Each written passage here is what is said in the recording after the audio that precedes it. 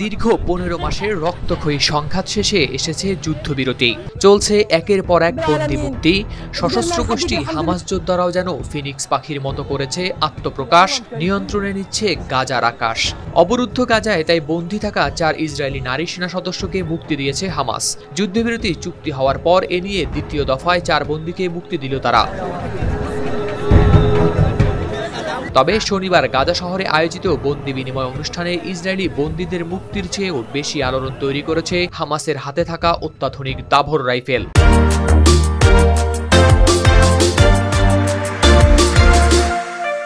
26 জানুয়ারি রোববার এক প্রতিবেদনে এই তথ্য জানিয়েছে বার্তা সংস্থা আনাদুলু।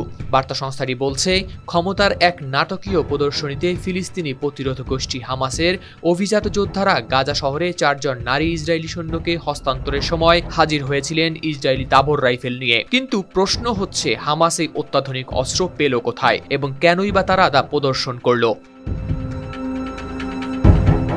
প্রতিবেদনের তথ্য বলছে, হামাসের এই অস্ত্র প্রদর্শনী আসলে তাদের শক্তি এবং আত্মবিশ্বাসের প্রতীক। ধারণা করা হচ্ছে 2023 সালে 7 অক্টোবরের হামলার সময় এই রাইফেলগুলো জব্দ করেছিল তারা। সেই অস্ত্রই আজ হামাসের যোদ্ধাদের হাতে যেন এক বিজয়ের চিহ্ন হয়ে দাঁড়িয়েছে। গাজা শহরের প্যালেস্টাইন স্কয়ারে হামাসের এই আয়োজন ছিল অত্যন্ত সুচিন্তিত। 4 বন্দীকে যখন মঞ্চে আনা হয়, তখন তাদের পাশে দাঁড়িয়েছিল ইসরায়েলি সেনাবাহিনীর শ্রেষ্ঠ রাইফেল দ্বারা সুসজ্জিত অভিজাত যোদ্ধারা। পুরো ঘটনাটি যেন দেয় এক কৌশলগত বার্তা, ইসরায়েলের উপর প্রতিরোধ চলবেই। ইসরায়েলি সংবাদ মাধ্যমের মতে, হামাস এই অনুষ্ঠানের মাধ্যমে দিতে চেয়েছে প্রচারের বার্তা।